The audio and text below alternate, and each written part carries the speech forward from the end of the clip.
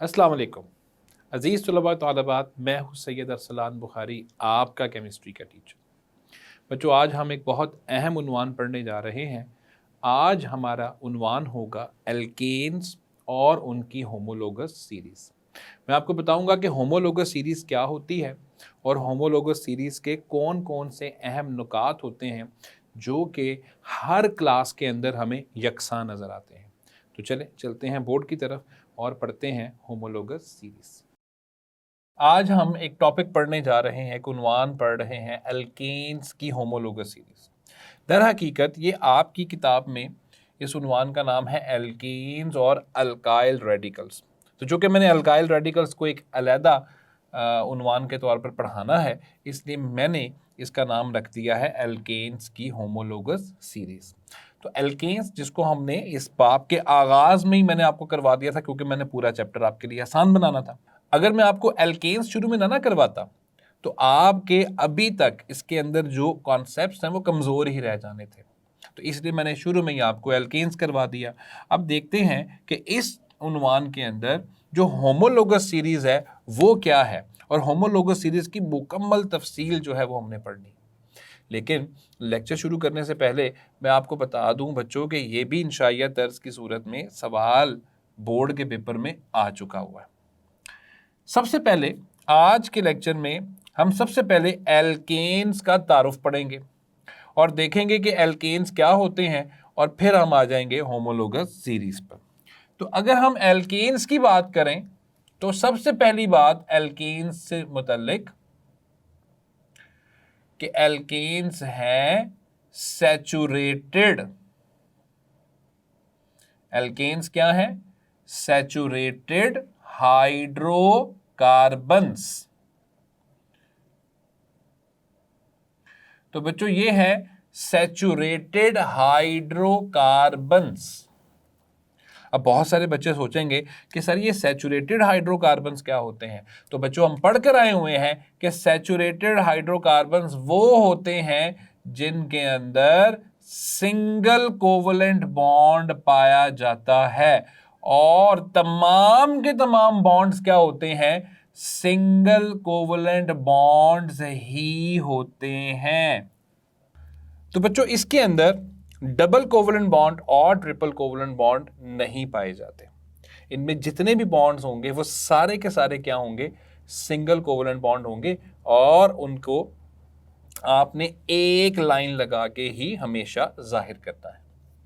दूसरी बात, एल्केन्स को पैराफिन्स भी कहा जाता है। अल्केन्स को पैराफिन्स भी कहा जाता है।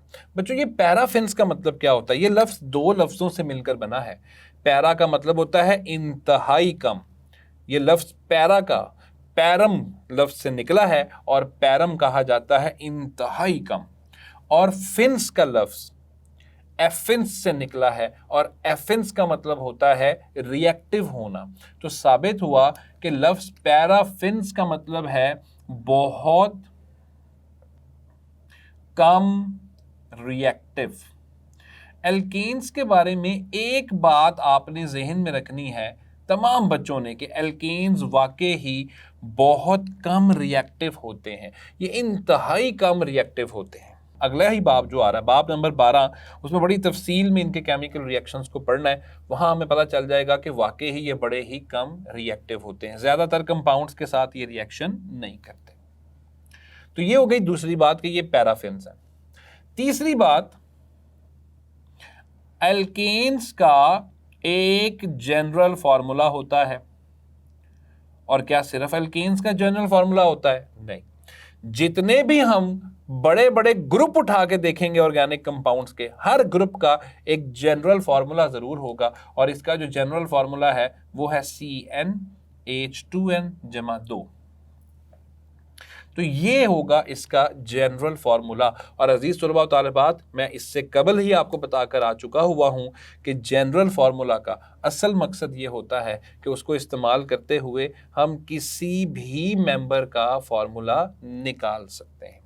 तो इस फार्मूले को इस्तेमाल करते हुए हम एल्केन्स के किसी भी नंबर के मेंबर का फॉर्मूला क्या कर सकते हैं, निकाल सकते हैं। तो ये तो होगी इनकी तीसरी खसूसियत। चौथी खसूसियत, इनमें 1 से 40 तक मेंबर मौजूद हैं। अब आप खुद ही अंदाजा कर सकते हैं कि ये एक बहुत बड़ी सीरीज है, काफ़ी बड़ा ग्रुप है। और याद रखिएगा ये 40 तक तो आम तौर पे हम बच्चों को बताते हैं, बहुत ज़्यादा है 70 तक हम आम तौर पे चले गए हुए हैं, लेकिन वो सारे के सारे ज़्यादातर क्या हैं, मसनूई तौर पर बनाए गए हैं। तो 1 से 40 तक, यानी इनकी जो कार्बन रेंज बनेगी बच्चों, जो इसमें कार्बन रेंज बनेगी वो मैं आपके सामने लिख देता हूँ। कार्बन रेंज का मतलब क्या होता है? कार्बन रेंज का मतलब होता है कि कार्बन उसके अंदर कितने हैं। तो वो हमें नजर आ रही है कि C1 से लेके C40 तक की इसकी क्या है, रेंज है। तो पहली बात एल्केन्स की कि ये सैचुरेटेड हाइड्रोकार्बन्स हैं। दूसरी बात ये पैराफिन्स हैं, बहुत कम रिएक्टिव होते हैं। तीसरी बात इनका जनरल फार्मूला है CnH2n+2। और चौथे नंबर पे कार्बन जो है वो 1 से 40 तक है। इसके अलावा याद रखिएगा कि इनको बुनियादी ऑर्गेनिक कंपाउंड्स का खिताब दिया गया है।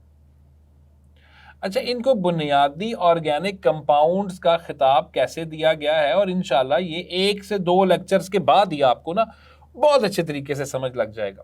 लेकिन मैं यहाँ पर भी आपको समझा देता हूँ कि इन्हें बुनियादी ऑर्गेनिक कंपाउंड्स क्यों कहा जाता है, क्योंकि ज़्यादातर ऑर्गेनिक कंपाउंड्स का माखज़ ही ये है। मैं आपको एक मिसाल देता हूँ। आपने मीथेन तो पढ़ा है। अच्छा बच्चों, अब मीथेन का फॉर्मूला क्या होता है, CH4। आपको नजर आ रहा है कि कार्बन के 4 बॉन्ड इसमें क्या है, पूरे। कार्बन को बॉन्ड बनाने की जरूरत नहीं है, लेकिन अगर एक कार्बन एक हाइड्रोजन निकल जाए, है ना, एक हाइड्रोजन निकल जाए तो कार्बन के साथ हाइड्रोजन कितने रह जाएंगे, 3। और वो जो हाइड्रोजन निकला है अगर उसकी जगह पर आके जुड़ जाए Cl, तो इसका नाम क्या हो गया, ये बन गया मिथाइल क्लोराइड। और ये बड़ा मशहूर कंपाउंड है अजीज तलबा व तालिबात। मिथाइल क्लोराइड जो है लेबोरेटरियों के अंदर भी पड़ा होता है। तो मिथाइल क्लोराइड एक कंपाउंड हमने बना लिया। इसका मतलब क्या हुआ कि इस मिथाइल क्लोराइड का माखज, उसका सोर्स क्या निकला, मीथेन। और मीथेन कौन है, एल्केन। इसीलिए एल्केन्स को बुनियादी ऑर्गेनिक कंपाउंड्स का खिताब दिया गया है। वजह क्या है कि ये खुद तो हाइड्रोकार्बन्स हैं, लेकिन ये बहुत ज़्यादा ऑर्गेनिक कंपाउंड्स के लिए अपना आप मुहैया करते हैं। यानी बहुत सारे ऑर्गेनिक कंपाउंड्स इनके अंदर से उनको निकाला जाता है। बहुत सारे ऑर्गेनिक कंपाउंड्स बनाने के लिए हम एल्केन्स को इस्तेमाल करते हैं। तो ये 5 बातें एल्केन्स से मुतल्लिक जो है वो आपने ज़हन में रखनी है। बाकी इसके जो सीरीज़ के मेंबर्स हैं वो हम गुज़िश्ता लेक्चर्स में पढ़ चुके हुए हैं। मीथेन से हम शुरू हुए थे, इथेन, प्रोपेन, फिर ब्यूटेन, और उसके बाद पेंटेन, हेक्सेन, हेप्टेन, ऑक्टेन, नोनेन और डिकेन। ये 10 मेंबर जो हैं वो आपकी इस किताब के अंदर मौजूद हैं। अब बहुत सारे बच्चे ये सोचते भी होंगे कि सर क्या ज़रूरत थी कि हमने ये सारे कंपाउंड्स को एक जगह पर इकट्ठा कर दिया। तो अजीज़ तलबा व तालिबात याद रखिएगा, केमिस्ट्री हो या बायोलॉजी हो, हमें वहाँ पे क्लासिफिकेशन करनी पड़ती है। क्लासिफिकेशन का मतलब क्या है कि सारे के सारे एक जैसी चीज़ें जो होंगी उनको एक ही ग्रुप में इकट्ठा कर देंगे। तो यहाँ पर हमें नज़र आ रहा है कि मीथेन पहला मेंबर है, उसके बाद इथेन, वही वाली खसूसियात इथेन के अंदर भी हमें नज़र आती हैं, और सारा के सारा साख्त एक जैसी नज़र आती है। अजीज़ तलबा तालिबात याद रखिएगा, ये एक जैसे ऑर्गेनिक कंपाउंड्स का जो हमने एक ग्रुप बना लिया है, इनका जो हमने एक पूरी क्लास बना ली है, इस ग्रुप को नाम दिया जाता है होमोलोगस सीरीज़। तो याद रखिएगा होमोलोगस सीरीज़ क्या है अजीज़ तलबा तालिबात, एक जैसे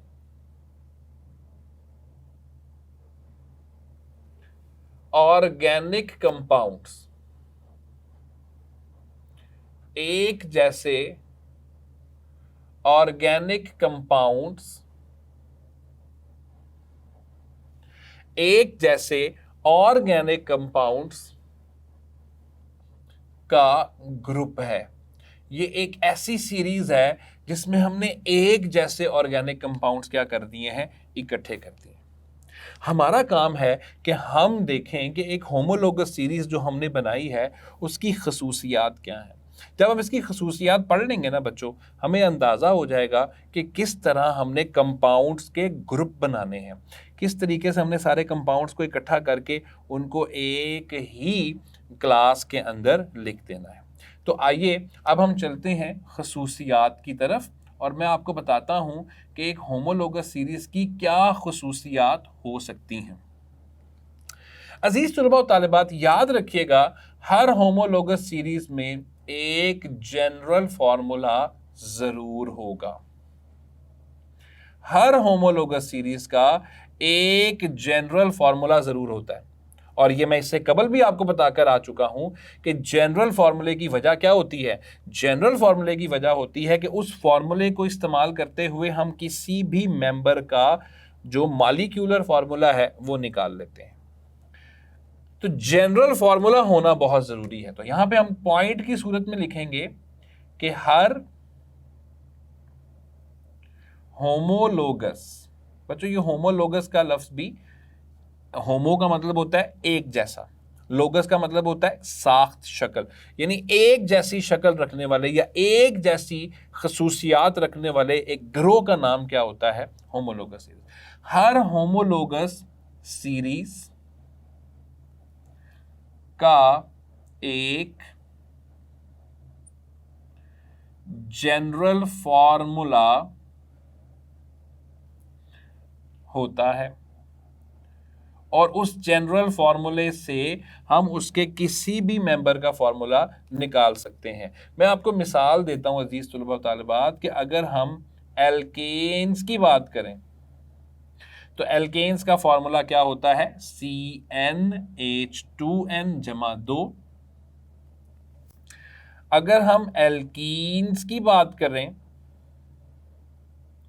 तो एल्कीन्स का फॉर्मूला होता है CnH2n और अगर हम अल्काइंस की बात करें तो एल्काइंस का फॉर्मूला होता है CnH2n-2। तो हर होमोलोगस सीरीज का, और सिर्फ यही नहीं, अभी तो आपको सिर्फ ये मिसाल दी जा रही है, अल्कोहल्स की होमोलोगस सीरीज अलहदा है तो अल्कोहल्स का जनरल फार्मूला क्या होगा, अलहदा होगा। इसी तरह शुगर्स यानी कार्बोहाइड्रेट्स के अंदर जो शुगर्स आती हैं, शुगर्स की क्लास अलहदा है, उनका अलहदा जनरल फार्मूला होगा। तो हर होमोलोगस सीरीज का एक जनरल फार्मूला ज़रूर होगा और उस जनरल फार्मूले का जो सबसे अहम तरीन मकसद है वो मैं आपको पहले ही बता चुका हूं कि किसी भी मेंबर का मॉलिक्यूलर फार्मूला इसके जरिए हम क्या कर सकते हैं, पता कर सकते हैं।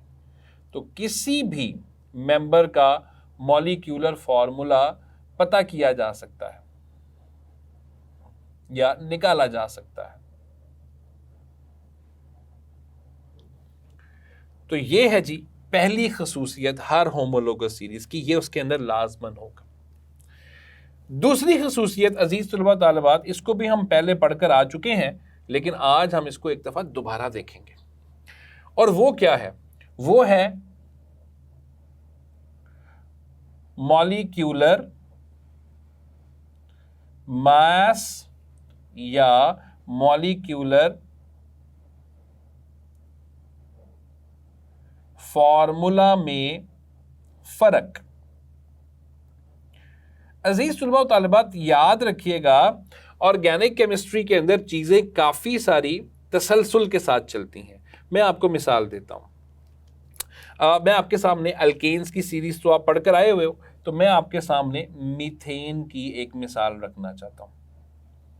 अच्छा, अब मीथेन का फॉर्मूला क्या होता है, CH4। अच्छा, अगर हम ईथेन की बात भी कर लें तो देखें ईथेन का फॉर्मूला क्या होता है, C2H6। बच्चों याद करें, जब मैं आपको इनके फॉर्मूले पढ़ा रहा था मैंने वहां पर यह बात बता दी थी कि दो एक साथ पड़े हुए जो मेंबर होते हैं, ये देखिए जैसे मीथेन और इथेन, इन दोनों के फॉर्मूले में फर्क क्या होता है, एक कार्बन और 2 हाइड्रोजन का फर्क है, ये आप देख सकते हैं। मीथेन के फॉर्मूले में 1 कार्बन है, इथेन के फॉर्मूले में 2 कार्बन है, 1 कार्बन का फर्क आ गया। मीथेन के अंदर 4 हाइड्रोजन है, इथेन के अंदर 6 हाइड्रोजन है, 2 हाइड्रोजन का फर्क आ गया। तो CH4 और C2H6 दोनों में फर्क कितना है? CH2। यानी इनके मॉलिक्यूलर फॉर्मूले के अंदर जो फर्क हमें नजर आएगा वो कितना नजर आएगा? 1 कार्बन 2 हाइड्रोजन का नजर आएगा। और याद रखिए अजीज तलबा तालिबात कि ये फर्क CH2 का सिर्फ हमें एल्केन्स के अंदर नजर नहीं आता, तमाम जितने भी होमोलोगस सीरीज हैं सबके अंदर नजर आएगा। एल्केन्स के अंदर भी यही चीज नजर आएगी, एल्कीन्स के अंदर भी यही चीज नजर आएगी, और एल्काइंस के अंदर भी यही चीज नजर आएगी। आप देख सकते हैं कि इसके बाद हमारे पास प्रोपेन है। अब अगर हम प्रोपेन की बात करते हैं तो प्रोपेन का फॉर्मूला है C3H8। आप देख सकते हो बच्चों कि इसके और प्रोपेन के फॉर्मूले में भी फर्क कितना आ रहा है? CH2 ही आ रहा है। 1 कार्बन और 2 हाइड्रोजन का ही फर्क आ रहा है। अब अगर हम इनके मॉलिक्यूलर मास में फर्क निकाल के देखेंगे, मॉलिक्यूलर मास में फर्क कितना आ रहा है या मॉलिक्यूलर वेट में फर्क कितना आ रहा है, तो वो भी हम देख लेते हैं। चूंकि आपको पता है अजीज तालिबात, याद रखिएगा कि कार्बन के एक एटम का मास होता है 12 और हाइड्रोजन का मास कितना होगा? 2। तो इसका मतलब है कि 2 मॉलिक्यूल्स के दरमियान जो फर्क आएगा मास का वो कितना आएगा? 14 यूनिट्स का फर्क आएगा। आप इसको करके देख लें। मीथेन का फॉर्मूला है CH4, इसका मास निकालिए। मीथेन का मास बनेगा कार्बन का 12 और हाइड्रोजन का 4, यानी टोटल मास कितना बन रहा है? 16। आइए इथेन पे। इथेन में है 2 कार्बन, 1 कार्बन का 12, तो 2 कार्बन का डबल होके 24, और 1 हाइड्रोजन का 1 होता है, तो 6 का जो मास होगा वो 6 हो जाएगा। तो 24 और 6 कितना हो जाएगा? 30। तो देखिए दोनों के अंदर फर्क कितना आ रहा है अजीज तलबा तालिबात? दोनों के अंदर फर्क भी हमें कितना नजर आ रहा है? 14 यूनिट्स का ही फर्क हमें इसके अंदर नजर आ रहा है। आप अगले वाले के साथ भी करके देख सकते हैं। उसमें 3 कार्बन है, 3 कार्बन का मास कितना होगा? 36, और 8 हाइड्रोजन का मास कितना होगा? 8। तो 36 और 8 44 बनेगा। तो 30 और 44 में फर्क कितना आता है? 14 यूनिट्स का ही फर्क आएगा। तो ये बात ज़हन में रखिएगा कि जितनी भी होमोलोगस सीरीज आप पढ़ें, चाहे वो एल्केन्स हों, चाहे वो एल्कीन्स हों या अल्काइंस हों, याद रखिएगा अजीज तलबा व तालिबात कि उन सारों के अंदर एक और दूसरे मेंबर के दरमियान जो मॉलिक्यूलर फॉर्मूले में फर्क होगा वो होगा CH2, और जो उनके मॉलिक्यूलर मास में फर्क होगा वो कितना होगा? 14 यूनिट्स का फर्क होगा। यहां से एक और बात साबित हो रही है कि जैसे जैसे हम नीचे जा रहे हैं, यानी जैसे जैसे हम छोटे से बड़े मेंबर की तरफ जा रहे हैं, गौर कीजिए मॉलिक्यूलर मास और इनका वजन क्या होता जा रहा है? बढ़ता जा रहा है। ये बड़ी अहम बात है कि इनका मास जो है वो क्या होता जा रहा है? बढ़ता जा रहा है। तो ये रही इनकी दूसरी खसूसियत कि मॉलिक्यूलर मास में और मॉलिक्यूलर फॉर्मूले में क्या फ़र्क आता है। अब ये हमने देख लिया कि मॉलिक्यूलर मास बढ़ता चला जा रहा है, तो मॉलिक्यूलर मास के बढ़ने की वजह से क्या होगा? याद रखिएगा मॉलिक्यूलर मास अगर इनका तब्दील हो रहा है तो इसका मतलब है कि इनकी तबई खसूसियात भी तब्दील होंगी। तो याद रखिए तबई खसूसियात का जो एक नुक्ता है ना, ये अभी से अपने दिमाग में बिठा लें अजीज तलबा व तालिबात। तबई खसूसियात का ताल्लुक किसके साथ होता है? याद रखिएगा तबई खसूसियात का ताल्लुक होता है मास के साथ, या एक और चीज भी आप इसको कह सकते हैं, और वो क्या है? इंटर मॉलिक्यूलर फोर्सेस के साथ ताल्लुक है। अब आप खुद सोचिए अजीज तलबा तालिबात, तबई खसूसियात में क्या कुछ आता है? तबई खसूसियात के अंदर मेल्टिंग पॉइंट, तबई खसूसियात के अंदर बॉइलिंग पॉइंट, डेंसिटी, ये सारी की सारी चीजें क्या हैं? तबई खसूसियात। और इनका ताल्लुक किसके साथ निकलता है? मास के साथ निकलता है या इंटर मॉलिक्यूलर फोर्सेस के साथ निकलता है। अब अभी हम पढ़कर आए हैं कि जैसे जैसे हम नीचे जा रहे हैं वैसे वैसे इनका मास बदलता जा रहा है। तो पहला जो हम यहां पर नुक्ता लिखेंगे वो ये है कि इनकी तबई खसूसियात में बदलाव नजर आएगा। ये पहला पॉइंट है, ये पहला नुक्ता है। इनकी तबई खसूसियात में बदलाव नजर आएगा। और मेरा ये नुक्ता समझाने के पीछे एक और वजह है, मैं थोड़ी देर तक बताता हूँ। तो इनकी तबई खसूसियात में बदलाव नजर आएगा क्योंकि मैस बदलता जा रहा है, तो मैस के बदलने के साथ साथ तबई खसूसियात में भी बदलाव नजर आता रहेगा। दूसरी बात, अब तबई खसूसियात में बदलाव आ कैसा रहा है हमने वो देखना है।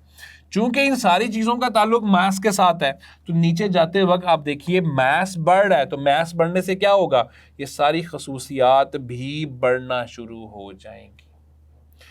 अब वो कौन कौन सी खसूसियात है? सबसे पहले नंबर पर है डेंसिटी।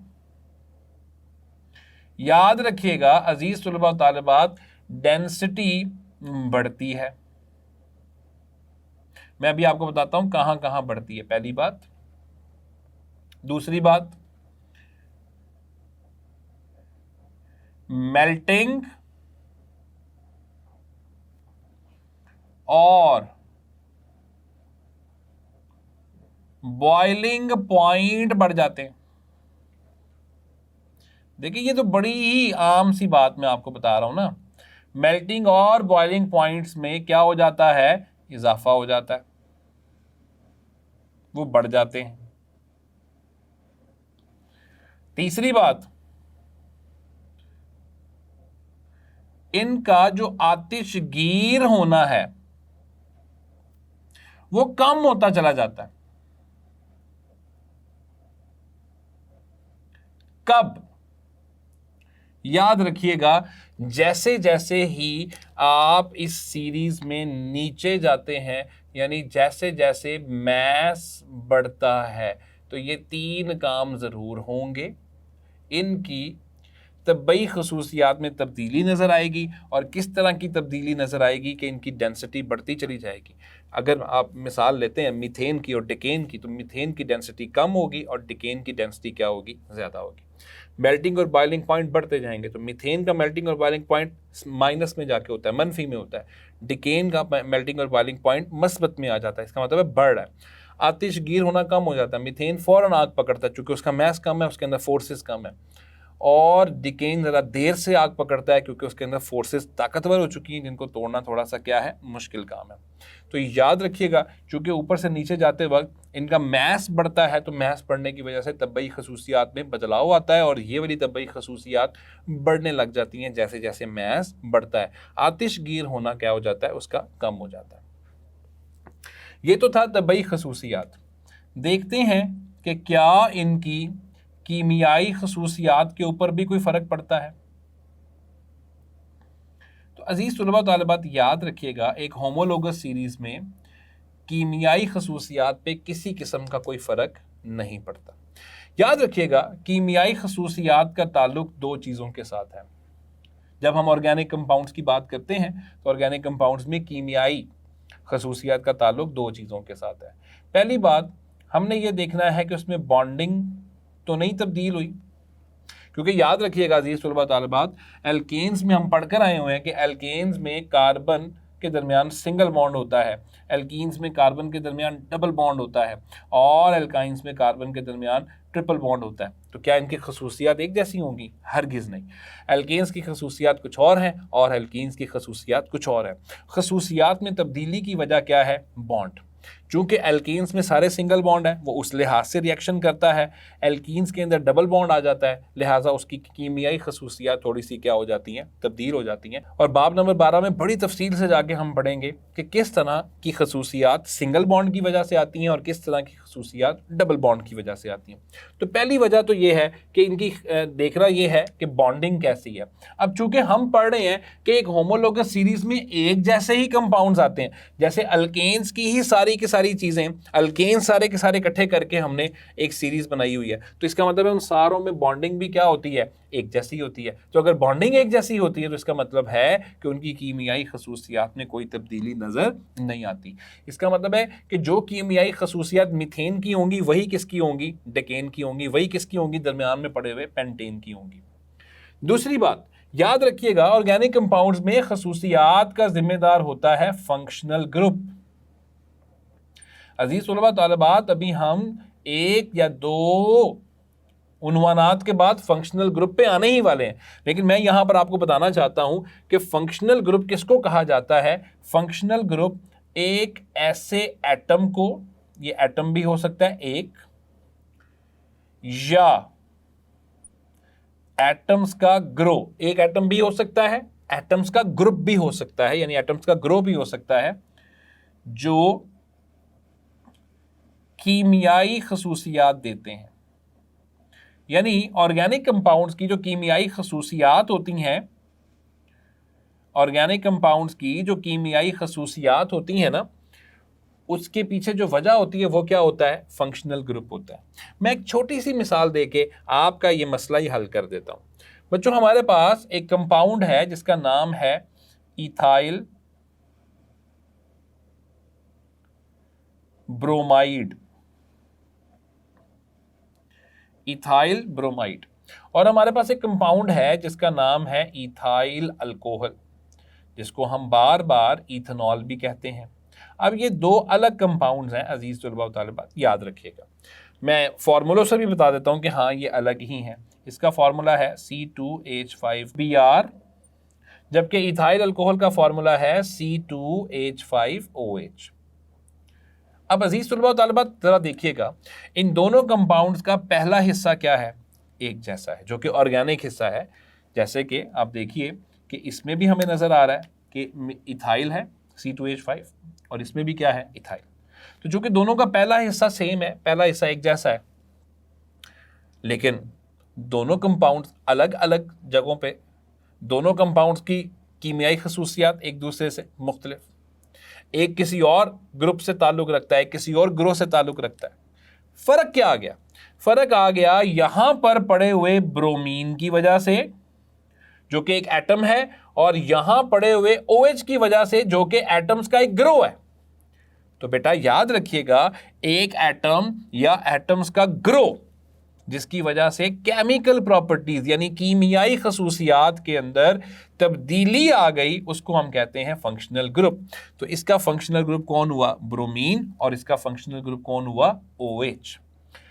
अब एक होमोलोगस सीरीज में याद रखिएगा, ना तो बॉन्डिंग तब्दील होती है, ना ही फंक्शनल ग्रुप तब्दील होता है। मिसाल के तौर पे यहां से साबित हो गया ना कि अल्कोहल के अंदर क्या होगा, OH। तो जितनी भी अल्कोहल्स होंगी उन सारों के अंदर कौन होगा, OH। चूंकि उन सारों का फंक्शनल ग्रुप एक जैसा है, लिहाजा उनकी कीमियाई खसूसियात, उनकी केमिकल खसूसियात जो हैं वो भी क्या होंगी, एक जैसी ही होंगी। तो ये बात ज़हन में रखिएगा कि इनकी कीमियाई खसूसियात एक जैसी होती हैं, अलबत्ता तबई खसूसियात में तब्दीली नज़र आती है, और वो किसकी वजह से है, मैस की वजह से है, जो कि मैं आपको पहले ही बताकर आ चुका हूं। आते हैं अगली खसूसियत की तरफ, और वो क्या है, इनको बनाने के तरीके। बच्चों एक बात तो सारे लोग अपने जहन में बिठा लेंगे, ये बात ज़हन नशीन कर लीजिए कि मैं बताकर आ गया हूं कि कीमियाई खसूसियात तो उनकी एक जैसी हैं। तो चूंकि कीमियाई एतबार से सब मेंबर्स या सब कंपाउंड्स, कौन से सब कंपाउंड्स, जो एक होमोलोगस सीरीज के अंदर पाए जाते हैं, सब कंपाउंड्स एक जैसे होते हैं, लिहाजा बच्चों सोचिए क्या होगा, लिहाजा इनको तैयार करने के तरीके भी क्या होंगे, एक जैसे ही होंगे। ये बात बड़ी अहम है और ये बात अगले बाब में बार बार आपके काम आनी है, लिहाजा इनको तैयार करने के तरीके भी एक जैसे होंगे या एक से होंगे। मैं आपको ना बड़ी तफसील से ये समझाने लगा हूं, गौर से सुनना है आपने इस बात को। अजीज तुलबा व तालिबात, याद रखिएगा आपकी किताब में जहां पर वाइटल फोर्स थ्योरी का जिक्र आया बिल्कुल बाब के आगाज में, वहां पर एक साइंसदान का नाम लिखा हुआ है जिसका नाम है कोल्बे। कोल्बे ने एक ऐसा तरीका हमें बताया था कि उस तरीके को सनतों में इस्तेमाल करते हुए, इंडस्ट्रीज में इस्तेमाल करते हुए हम बेतहाशा ऑर्गेनिक कंपाउंड्स को पैदा कर सकते हैं। कोल्बे ने जो तरीका बताया उसके जरिए हमने सबसे पहले इथाइन नाम के एक कंपाउंड को बनाया। अब ये इथाइन क्या है बच्चों? इसको इथाइन भी कहते हैं और इसको एसिटाइलिन भी कहते हैं। ठीक है, इसके दो नाम है, एसिटाइलिन का नाम भी दिया जाता है। इसका फॉर्मूला है C2H2। ये नाम कुछ सुना सुना लग रहा है जी, इथाइन। इथाइन का मतलब है ये किसका ताल्लुक किसके साथ हुआ? एल्काइंस के साथ। याद रखिएगा एल्काइंस नाम के कंपाउंड्स में पहले नंबर पे जो आता है उसका नाम है इथाइन। जिस तरह एल्केन्स के पहले मेंबर का नाम है मीथेन, उसी तरह अल्काइंस के पहले मेंबर का नाम क्या है? इथाइन। कोल्बे ने इथाइन को बनाने का एक तरीका बताया और मजेदार बात यह है कि कोल्बे के उस तरीके से जिससे उसने इथाइन को बनाया, उसने उसी से बाकी अल्काइंस को भी बिल्कुल उसी तरीके से बनाना शुरू कर दिया। सिर्फ क्या होता था, बनाने वाले कंपाउंड जो इस्तेमाल करते हैं जिसको रॉ मटेरियल कहते हैं, वो थोड़ा सा हम तब्दील करते थे, नया मेंबर आ जाता था, फिर इसको तब्दील करते थे, एक नया मेंबर आ जाता था। यानी इथाइन बनाने के लिए जो हमने कंपाउंड इस्तेमाल किया, जब उसको थोड़ा सा तब्दील किया तो अगला मेंबर आ गया, फिर उसको तब्दील किया उससे अगला मेंबर आ गया। तो साबित हुआ कि एक ही तरीका तो एक ही रहा ना, तो तरीका एक ही रहा, लेकिन हमने उससे क्या कर दिया, सारे के सारे कंपाउंड्स एक ही होमोलोगस सीरीज के अंदर जो पाए जाते हैं उस सारे के सारे हमने पैदा कर लिए। तो ये ताल्लुक, ये वाला जो हिस्सा है उसका ताल्लुक भी चूंकि इसकी कीमियाई खसूसियात के साथ निकलता था, इसलिए मैंने आपको बताया कि चूंकि कीमियाई तौर पे वो बराबर होते हैं, एक जैसे होते हैं, लिहाजा उनको बनाने के जो तरीके हैं, चाहे आप लेबॉर्ट्री में बनाएं या इंडस्ट्री में बनाएं, वो तरीके भी बच्चों क्या होते हैं? एक जैसे ही होते हैं। तो ये था आपके पास आज का टॉपिक, आज का उन्वान जिसका नाम था होमोलोगस सीरीज। हमने देखा कि एक जैसे कंपाउंड्स को इकट्ठा करके एक ही सीरीज बना दी गई है और उस सीरीज का नाम क्या है? Homologous series. और उसकी खसूसियात क्या है वो मैंने बड़ी तफसील से आपको बता दी। जी तो बच्चों, ये था आज का उन्वान जिसमें हमने तफसील से पढ़ा कि होमोलोगस सीरीज क्या होती है। ये एक ऐसी सीरीज है जिसमें एक जैसे कंपाउंड्स को रखा जाता है। मैं उम्मीद करता हूँ कि आज के लेक्चर की आपको समझ आ चुकी होगी। इंशाल्लाह अगले लेक्चर में आपसे मुलाकात होगी। तब तक अपना ख्याल रखें। अल्लाह हाफिज़।